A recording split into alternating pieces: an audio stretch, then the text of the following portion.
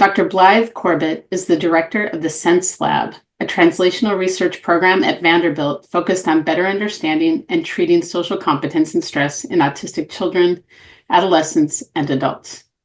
In recent years, Dr. Corbett's research has led to findings related to the timing and trajectory of puberty, adolescence, and mental health. Dr. Corbett's research aims to better understand, support, and track development, especially in autistic women. These webinars are made possible thanks to generous donor support. If you'd like to contribute, please visit our website at autism.org. And now I will turn this over to Dr. Corbett. Thank you so much, Denise. It's wonderful to be here. And thank you for everyone out there for taking interest in what I think to be an extremely important topic. So I'm going to go ahead and get started. So this is our general outline for today. I will very briefly introduce autism spectrum disorder. I know that all of you in this audience are quite familiar. Then we're going to talk about developmental aspects, physiological, psychological, biobehavioral, and hormonal, and we'll end with social. So we're going to go ahead and get started, and I look forward to your questions at the end. So I will take probably questions for about 10 or 15 minutes at the end of the talk. So as most of you know, autism spectrum disorder is defined by the diagnostic manual in two primary core areas. The first one is social communication. Now, the operative word, as we know, is spectrum. There is tremendous variability in autism spectrum disorder, or ASD, but most individuals who are impacted have difficulty with social emotional reciprocity. In addition to having some challenges with verbal communication, nonverbal communication, such as eye contact, use of gestures, understanding social cues, can often be impacted as well. Individuals with autism spectrum disorder can have difficulty developing as well as maintaining relationships. This is particularly true for our children and adolescents and their interactions with peers. The second area is restricted repetitive patterns of behavior, interests, or activities. Again, this can take many forms, ranging from stereotyped or repetitive movements to having an insistence on sameness, needing things to be predictable and familiar. Also, very restricted and rather narrow or fixed interests.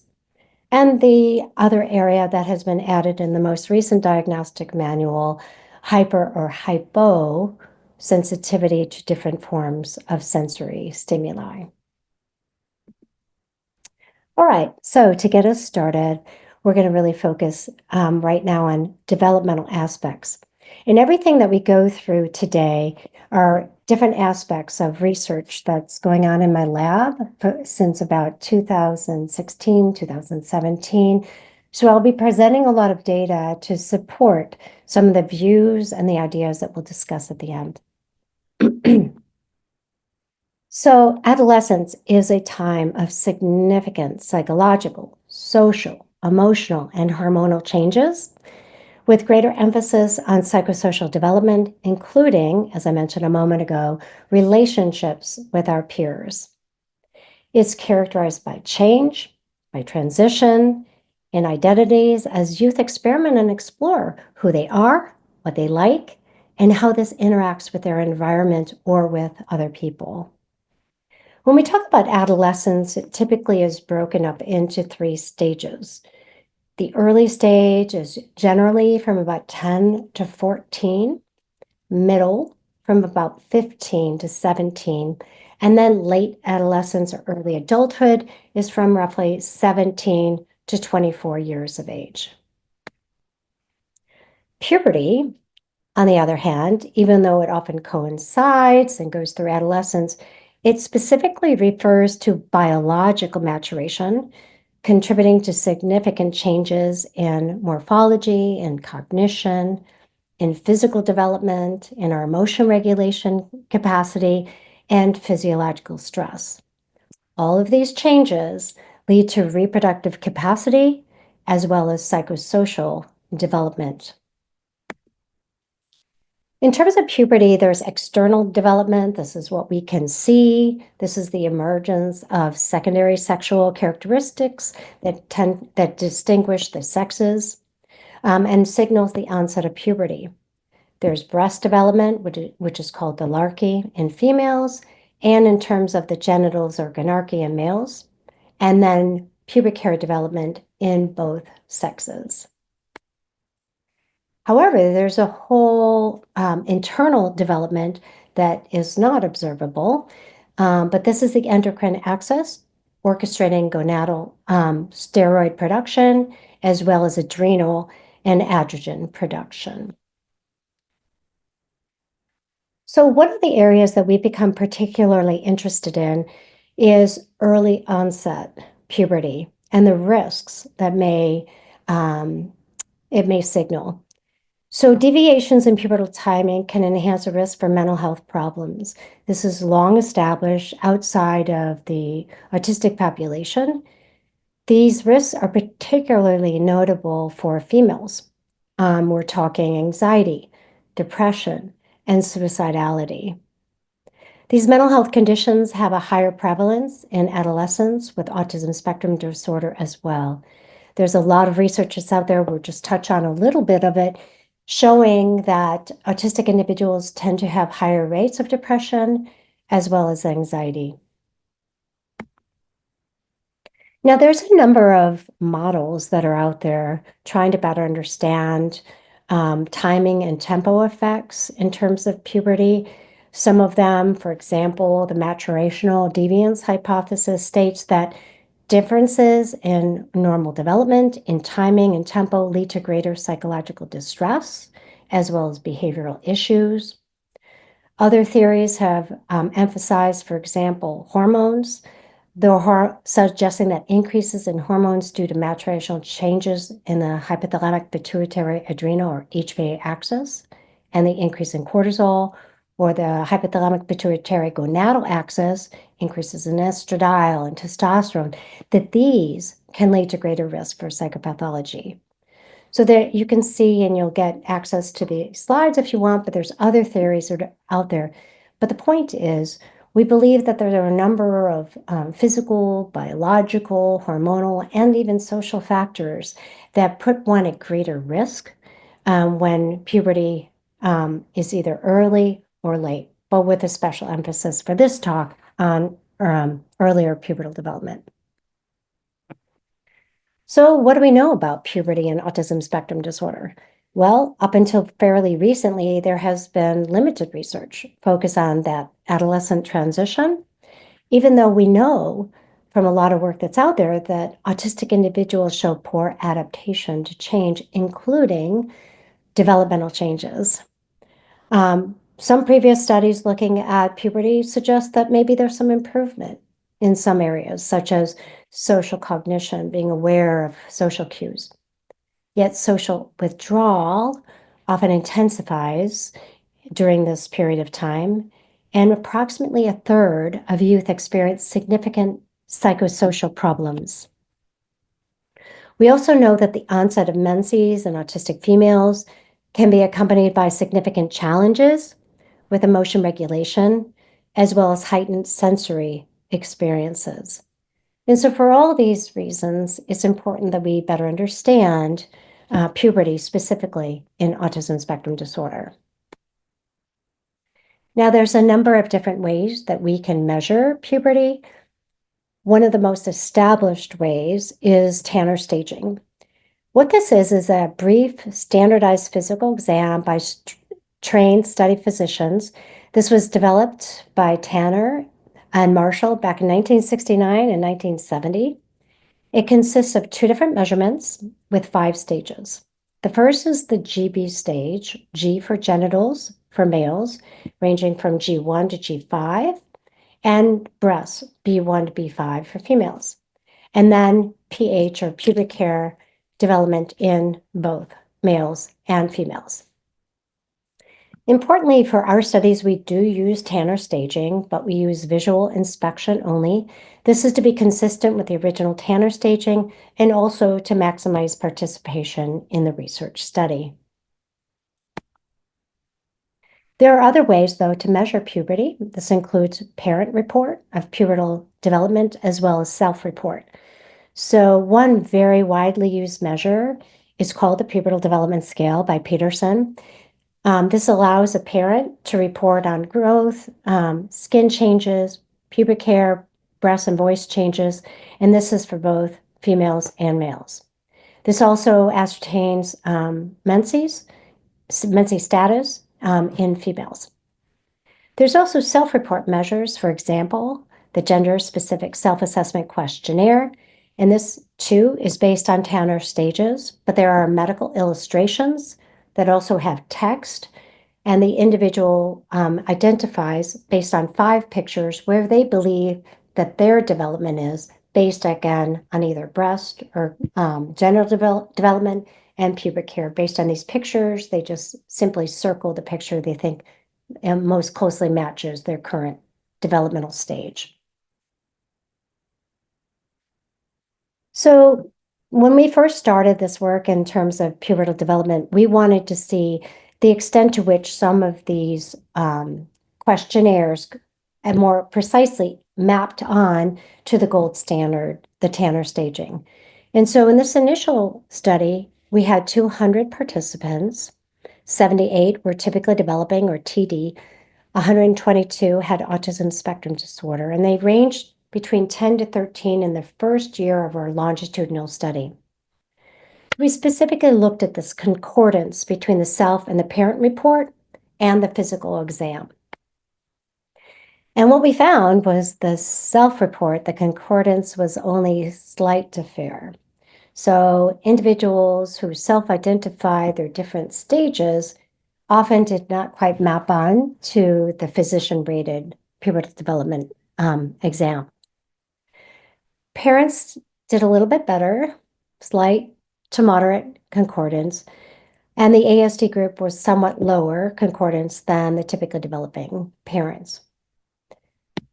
So even though these can be used in terms of research and clinical use, pubertal assessment by parent and child are clearly not as reliable or precise as the physical exam.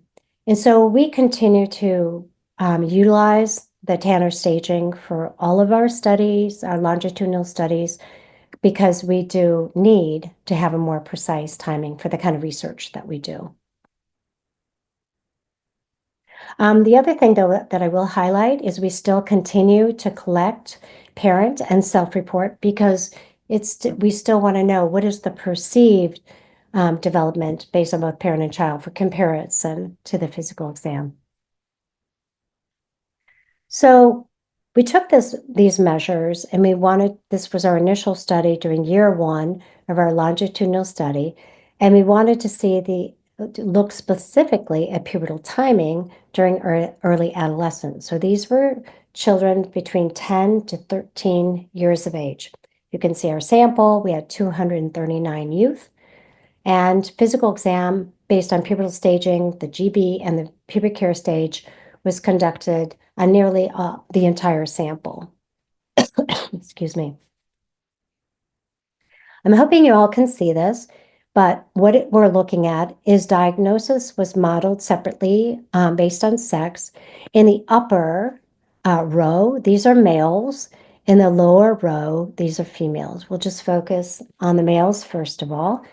What we found, and also here, hopefully you can see that ASD is represented in green, typically developing, or TD in blue. But all you really have to look at on the top here, we're just going to look in the top row. On the x-axis here is age ranging from 10 to 14. Really, they were 10 to 13 years, 11 months. And on the left-hand column, this was the genital breast stage. All we care about is genital stage for the males. And then over here is a pubic hair or PH stage. And what you can hopefully see is that these lines are really quite parallel for the males with and without autism. And so there really was no difference in terms of their pubertal onset for the males. However, looking in the bottom row for the females, on the left-hand side, this is for breast stage, and the right-hand side is for PH stage.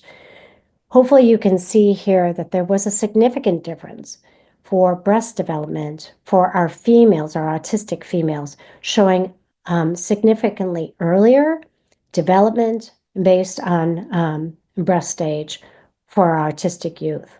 However, pubic hair stage was similar. What is not shown here, but we also found that menses, the onset of menses, was also significantly earlier for our autistic girls. So that was year 1 of our longitudinal study, but we wanted to see what takes place over time. And so we examined not only timing, the onset of puberty, but also the tempo. So this is the pace or the progression through puberty in the same sample of children. So this was year 1, 2, and 3 of the study. So the ages ranged across between 10 to 15 years of age. And what we found in this study, we'll go ahead and start on the left-hand side, the panel first. And these are males. Again, this is the genital males. All the different lines that you see there, those are actual individual participants. The colored lines that you see, these are the means. The red is autistic individuals, and the blue represents the typically developing or TD youth. Again, on the age axis, this goes from 10 up to 16 years of age. So what we found, we'll start on the left side, the male participants with ASD seem to show a little bit earlier genital development by about 3.5 months. However, this was not statistically significant. However, the females over here in the right-hand panel did show significant earlier development, and this was was over 8 months earlier development. So we not only replicated our previous finding of earlier breast development in autistic females, but we now extended it in this longitudinal study over time. So just to summarize that part of the findings, females with ASD evidence advanced pubertal onset relative to both typically developing females, but also autistic males. As we briefly highlighted, pubertal onset sets into motion a whole cascade of events which may magnify and further complicate an already vulnerable trajectory, especially in females. As we highlighted earlier, onset may involve psychosocial, biological, and environmental effects, which brings us then to other areas of our talk and some of the research that we've been doing. So let's first look at physiological. So the hypothalamic pituitary adrenal HPA axis is a whole neuroendocrine cascade, which sets into motion our ability to respond effectively to change, but also to stress. A number of different brain regions are involved. For example, the amygdala, which we can call our threat detector, the hippocampus involved in memory, the prefrontal cortex, which really takes context into account when we go through different experiences. But all of this to say, when we do have an experience of significant threat, that can result in the release of cortisol. Cortisol is a widely used biological marker of diurnal regulation as well as stress. We can see elevations in response to novel and unpredictable situations. One of the good things that for a researcher is that it's not only found in blood, but also found in saliva, so we can sample it rather non-invasively. We can also see changes in stress response after approximately 20 minutes in relationship to a stressor. We're particularly interested also not only in response to stress, but the diurnal regulation of this hormone cortisol. We know that peak concentrations for most of us should occur in the morning, shortly after we wake up. Then there's a sharp decline and kind of a plateau in the afternoon. And then the lowest point should be in the nadir or the evening. What we have found across multiple studies, and this, by the way, is a diurnal rhythm across 3 different days. These samples are all conducted in the child's home by the child and their parent.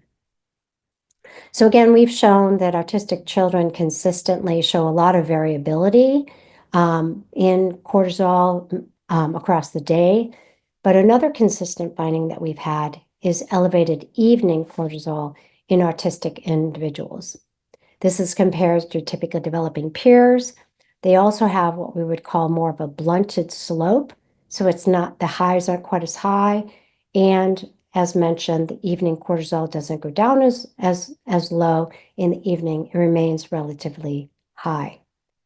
The reason this is important is we want cortisol to be higher in the morning to help us prepare for the day, then to decrease over time. And we want the lowest point in the evening. Again, this helps us to get to a rest stage or sleep. So we know that the dynamic adolescent period is marked by significant changes in the regulation and responsivity of the HPA axis. These developmental changes can result in elevations in diurnal basal cortisol and also higher cortisol response to different types of perceived stressors.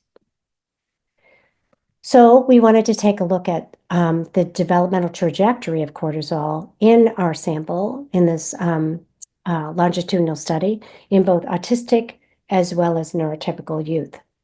So we investigated cortisol by looking at the expression longitudinally based on the different groups. We also want to look at it in terms of the contributions that age or puberty might make on this diurnal regulation. And we wanted to look at potential sex differences. So we looked at all of those things in this particular study. So first of all, we wanted to look at mean diurnal cortisol over the course of puberty stratified by diagnosis. And these are the same samples averaged over a couple of days. This is the waking sample, right when a child first wakes up. And then about 30 minutes post-waking, it's called the cortisol awakening response. And then there'll be a sharp decline with this plateau in the afternoon, and then in the evening. And once again, as hypothesized, we see in autistic individuals represented here in this kind of blue line and TD individuals in red. You can see this more shallow slope in our individuals with autism, and yet the cortisol level goes up and is higher in the evening, again, replicating several other studies, but this time now we're seeing over time. And this, by the way, is related to both age as well as pubertal changes. So we also wanted to stratify it based on sex, male and female.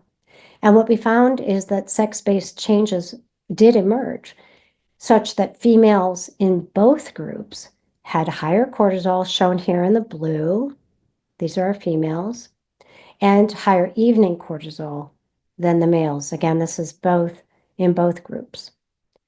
And so taken together, what this shows is that the hypothalamic pituitary adrenal axis maturation is impacted by age, by puberty, by sex, but also by having a diagnosis of autism spectrum disorder. So moving along, we're going to start tying this together. We're going to look at psychological factors in this longitudinal study. So we know that in the general population, half of all people who will suffer from a mental illness will have their onset by 14 years of age, right smack in the middle of adolescence. We also know that in autism spectrum disorder, as well as with many youth, this is a pivotal transition characterized by challenges with social competence, poor adaptability to change, including developmental transitions for our autistic youth. So the timing and release of pubertal hormones might contribute to individual differences in sex-based psychopathological conditions. What we mean is conditions like anxiety, depression, and suicidal thoughts, that this might be areas that we have to pay particular attention to in autistic youth, as well as neurotypical youth. So here's a study that I did with Dr. Jessica Schwartzman, looking specifically at depression in early adolescence. We did the study in that first year of the longitudinal study, looking at parent reports as well as self-report in terms of depression symptoms for autistic youth, but also neurotypical youth. And what we found is indeed the depressive symptoms are reported to be higher in both male as well as female early adolescents. These are individuals between 10 to 13 years of age already reporting pretty high levels of depressive symptoms. And this was based on self-report. However, parents of the participants in our study also corroborated this and reported higher depressive symptoms in their children. And so what this suggests is that screening and intervention for depressive symptoms for autistic individuals should begin very early in adolescence. Like I said, a lot of our kids were as young as 10, and this particular study was between 10 to 13 years of age, even earlier than we already know that a lot of depression will hit in neurotypical youth. So we also wanted to look at diagnostic as well as sex-based differences in depression symptoms, in autistic and neurotypical early adolescents. This was looking at the child depression inventory. This particular study included 212 individuals. And we found that individuals with autism, but also being female, sex assigned at birth, showed a significant elevated risk for depression in early adolescence. In other words, having a diagnosis of autism places one at higher risk of depression, but also being female, again, increases the risk of having depression in this developmental period of adolescence. Digging deeper in terms of how the individuals responded, a lot of their symptoms were related to interpersonal problems, negative self-esteem, as well as beliefs of worthlessness. What this tells us that these might be important targets for intervention to find ways to enhance our understanding and to support interpersonal challenges, feelings of worthlessness, that these might be things we need to take into consideration in terms of intervention targets. It is important to note that autistic males and females both endorsed similar severity. It's just they differed in terms of some of the ways in which they answered some of the questions in terms of their specific symptoms. Now moving on to biobehavioral factors. When we look at some of the research that we're doing, we kind of take on this biopsychosocial model of pubertal development, meaning that we want to take into consideration hormonal factors, some of which we've already talked about in terms of the HPA axis, psychological factors, such as emotional and behavioral factors, social, looking at competence, peer relationships, but also contextual factors, looking at the family and factors that can impact this developmental period beyond things like natural pubertal development. And so this is kind of a framework with which we think about and conceptualize when we're looking at all these complicated different factors. So this influenced a study that we reported and was published this past year, looking at the trajectory of depressive symptoms over adolescence. In other words, is it stable? Does it change? Does it get worse? Does it get better? There's been very little work looking at the longitudinal trajectory of many things in autism, but in particular, mental health factors. And so orientating us This is also based on the Child Depression Inventory. And this particular graph over here, I want you to look at on the left-hand side. Again, on the x-axis, this is age. This is be compared to over here on the right-hand side. This is looking at pubertal stages, again, 1 through 5. On the y-axis, this is the reports of T-scores on the Child Depression Inventory, the CDI. And higher scores reflect more depressive symptoms, more endorsement of depression. On these particular figures, autism spectrum disorder represented in blue and the TD group represented in red. What I hope you can see pretty clearly is at 10 years of age, autistic individuals are reporting significantly higher depressive symptoms compared to typically developing youth. These are T-scores, by the way, and so the broad average range would be from 40 to 60. When we start getting above 60, and especially up at 65, we're now in what would be considered the clinically significant range. And so some of these participants are reporting very elevated depression symptoms. That doesn't mean they meet criteria for depression necessarily, but they are reporting pretty high symptoms. What is interesting, however, that their symptoms over adolescence are actually decreasing. And this is right as typically developing youth are increasing right around that 14 to 15 age range, that they're now reporting higher levels of depressive symptoms. The pattern is relatively similar in terms of pubertal development. What is not reflected here as clearly is that females were higher than males in both groups. So when we look at this, it's really quite intriguing that even though we might think automatically that our autistic youth are going to report higher levels of depression as they go through adolescence, at least according to these data, and that may not be the case. Why might that be? Some factors might include that they have already identified having depression or depressive symptoms and maybe receiving treatment. It also might be directly related to pubertal onset and other things. It's still unclear, but it's intriguing. So just in summary of those particular results, that we clearly show differences in autistic youth in terms of their depression symptom profiles. It is related to age and to puberty. Typically developing youth show this opposite pattern, and there were sex differences.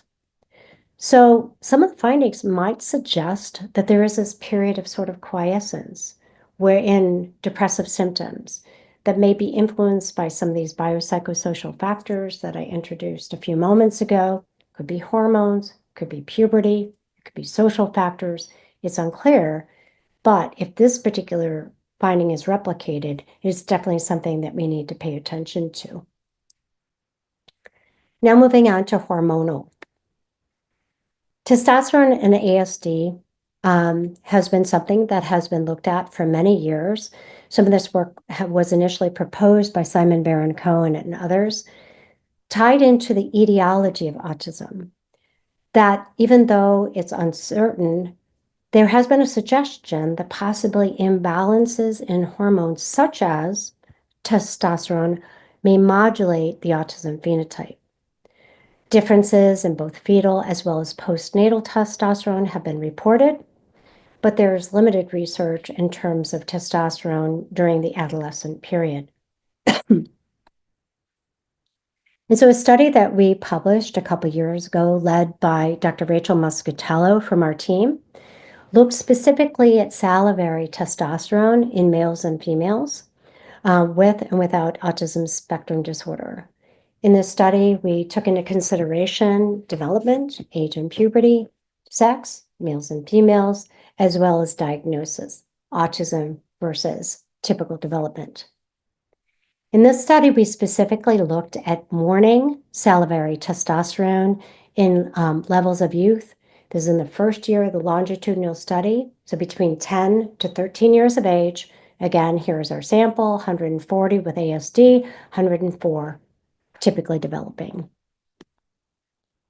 So what we found is that youth with autism spectrum disorder did indeed show significantly elevated testosterone compared to typically developing youth.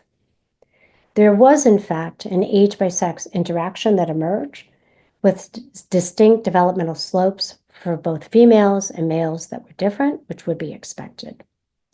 What we did find that was interesting is that females actually had higher testosterone until roughly around 11 and a half years of age, but then it plateaued. Male testosterone rapidly increased and surpassed females, which we would expect during the adolescent period. However, because of this elevated testosterone, at least early on with our autistic youth, maybe testosterone does play a role in autism spectrum disorder, especially during these periods of dynamic hormonal changes, such as after birth, such as during pubertal development. Obviously, this warrants further research, but it is something that's rather intriguing. And then finally, social.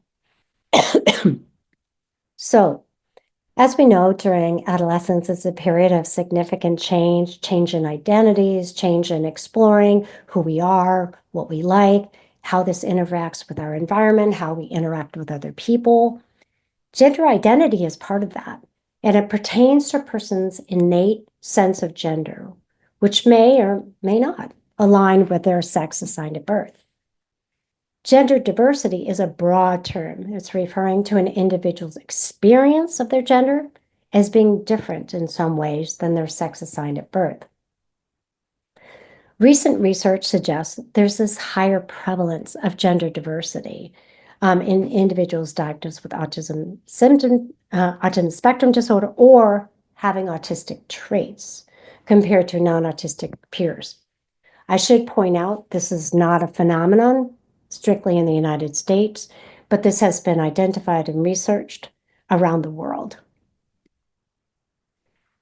So because of these findings and because we have this longitudinal study and we're looking over adolescence and puberty, we took a look at this question and to see the extent to which there might be greater gender diversity in autistic children by both self-report and parent report. Same sample I've been talking about during the first year, and we used a questionnaire that at the time was called the Gender Diversity Screening Questionnaire. Again, there's a self-report version and a parent report version. And what we found, based on parent report, of this idea of gender incongruence experienced by the autistic individual and typically developing, this is though based on parent report of their child, what we did find is that the parents felt that of the autistic children, significantly greater gender body incongruence experienced by their child compared to the parents report, of their typically developing child. And hopefully you can see that here in this figure. On the left-hand side, these are typically developing youth based on parent report, and the right-hand side are autistic youth, again, based on parent report and body incongruence is the factor. As mentioned also in terms of parent report, we also really wanted to think about within group for the autistic sample, would there be sex-based differences? Because in some of the literature, there's some suggestion in the adult literature, so we wanted to take a look at this. And indeed, what we found is that on the left-hand side, these are autistic males, right-hand side, these are autistic females, and there was significantly higher report based on the parents of autistic females assigned at birth having more gender body incongruence than autistic males assigned at birth. So hopefully that you can see pretty strong difference there. As mentioned, we also want to look at self-report. And what we found, and I'll break this down because there's a lot on this figure, typically developing youth are on your left-hand side, ASD on your right.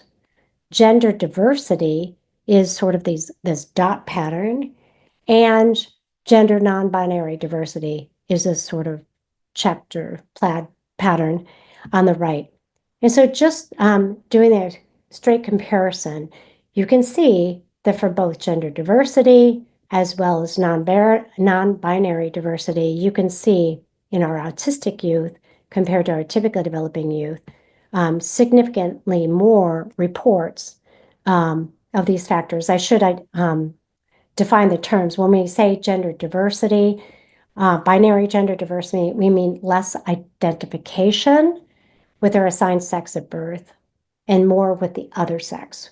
When we say non-binary gender diversity, that means that the individual experiences, they don't identify as either male or female compared to their typically developing peers.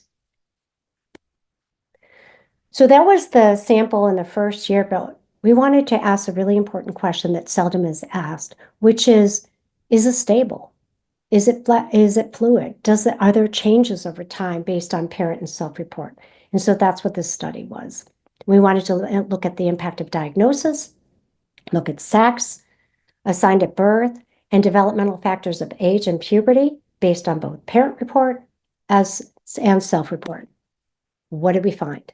Well, first of all, to orient you to the left-hand panel, this is assigned male at birth, and this is between the ages of 10 to just over 16 years of age, so almost 17. On the right-hand side, these are assigned female at birth. Well, hopefully you can clearly see in terms of gender incongruence based on parent report, the males did not show much change over this adolescent period of time. However, in terms of gender incongruence for the autistic females assigned at birth, you can clearly see that when they were roughly around 10 years of age, they're endorsing greater gender incongruence in terms of their experience, but then it kind of decreases, plateaus, and then rises again.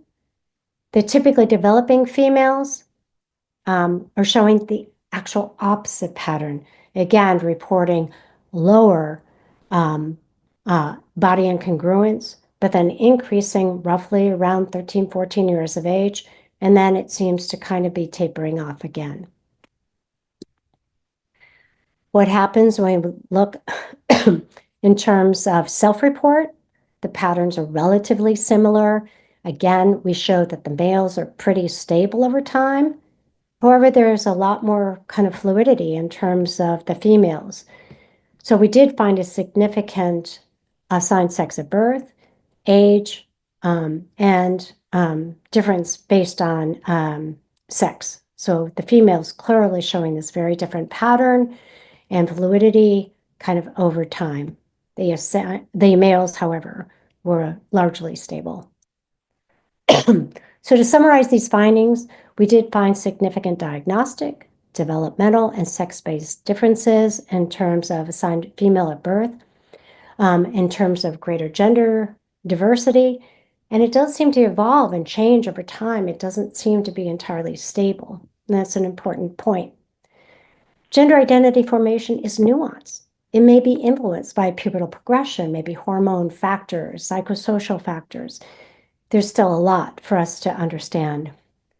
But the results underscore we need to better understand these unique dynamic profiles, especially for our females assigned at birth. So in terms of all the findings that I've presented for you today, we have found out over a couple of studies, we've replicated that autistic females, many of them are entering puberty earlier compared to TD females. That's definitely putting them at a higher risk for psychological, physical, and social challenges. There are higher rates and earlier onset of depression in ASD, including especially our autistic females. We are finding, just as others have found in other places around the world, gender diversity in individuals with autism spectrum disorder. This is especially found in females. So all of this taken together, we clearly need to comprehensively measure these psychological variables based on self-report, parent report, and clinic report, and the extent to which these converge and the extent to which they do not. But clearly, hopefully, I've convinced you that adolescence and pubertal development is not necessarily linear. We need to identify factors and risks, but also resiliency to elucidate and support this extremely dynamic and important developmental transition. So this is the model, as I mentioned, that we've been looking at, and hopefully you're convinced that it's really important to look at all these different factors. We're continuing this work. We're extremely excited about it, and we're grateful for the opportunity and the funding allowing us to do this. We recently received longitudinal renewal from the National Institute of Mental Health. This is to continue that research that I presented to you, that we now have the sample that is extending upwards until they age out at 17. We're going to continue to look at pubertal timing and tempo and the course of puberty. We're looking at psychosocial factors to examine reciprocal social communication, internalizing symptoms. And we're looking at physiological factors, looking at the central nervous system, the HPA axis, as well as the peripheral nervous system. Importantly, this whole study, we will be looking at over 350 youth with and without autism spectrum disorder, and a large age range will be between 8 to 17 years of age. We also have our ongoing female development study funded by NICHD, where we are looking at a very large sample of over 240 girls with and without autism. We're looking at pubertal timing, physiological factors, social functioning, looking at neuroimaging, as well as different hormones. Obviously, really want to acknowledge the incredible funding that we've received from the National Institute of Health. And I clearly don't do this work alone. I am so grateful for my amazing Sense Lab members and key collaborators. And thank you so very much. In our Sense Lab, we're trying to make sense of adolescence. Thank you for this invitation, and we'll open it up for questions.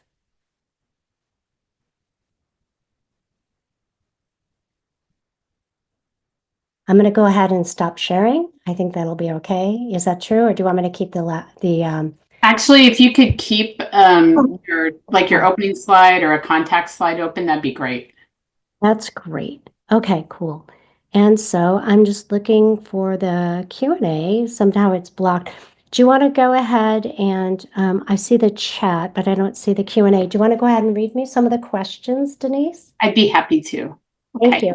So everyone who's here, if you have a question, you can type it into the Q&A section. I know a few questions were typed in the chat, and we'll try to circle back to those. But the Q&A section is where we start. So one comment, this is just a person who is not, they typically don't like seeing the puzzle piece. So I just wanted to mention that they had brought that up, that's used in a lot of logos. So I wanted to acknowledge that person's feelings about that.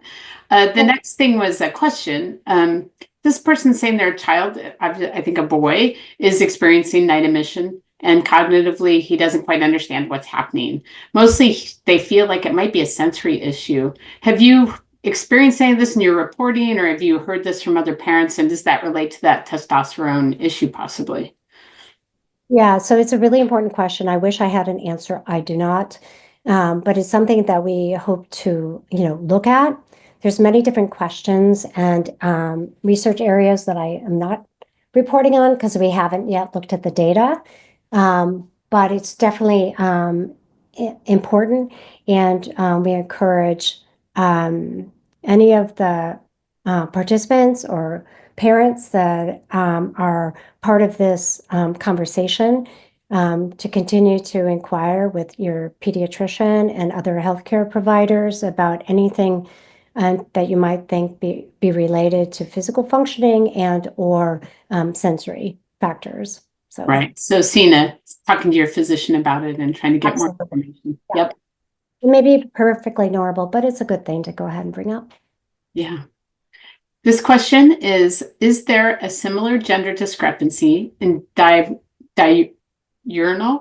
cortisol for neurotypical kids, or is that gap shown specifically to be in autistic people? It's a great question. Yes, there are some differences that are also shown in terms of the cortisol profile in females and males. In our previous research, we haven't had a large enough sample to really look at sex-based differences. But now looking at much larger samples of the girls, we're able to look more carefully in terms of sex-based differences. But it's an excellent question. And so part of the reason that we are influenced by looking at whether or not females and males who are autistic might show differences is led by the work that is already out there in the literature. So it's an excellent question. Thank you for that. Hey, this is a question from Tatiana. She's asking, what is the influence of language and communication levels on all of these tests? Like, was there a correlation found, or was there any kind of impact on the instruments that you used? So it's a really great question. So we try to measure across all of these different measures whenever we can to look at clinician rated, parent rated, a self-report, but also using a lot of measures that don't require verbal language. So for example, I didn't present any of these data today, but we also do imaging that doesn't require any language. We haven't found any differences thus far in terms of language and the hormone profiles that we've been looking at. But again, we're starting to get very large sample size, so we're hoping that we'll be able to ask even more refined questions in terms of other factors, including receptive and expressive language. Okay, so I've had several questions about including and excluding criteria for the different studies. People are asking about just racial differences, socioeconomic differences. So did you have any, I know you shared a little bit about that. Was there any other insight you can share about how people were enrolled? Yes, of course. Yeah, thank you for asking these questions. So we do not exclude for the studies that we're doing now based on intellectual functioning. In fact, we actively are recruiting and trying to identify individuals who have ID in addition to ASD.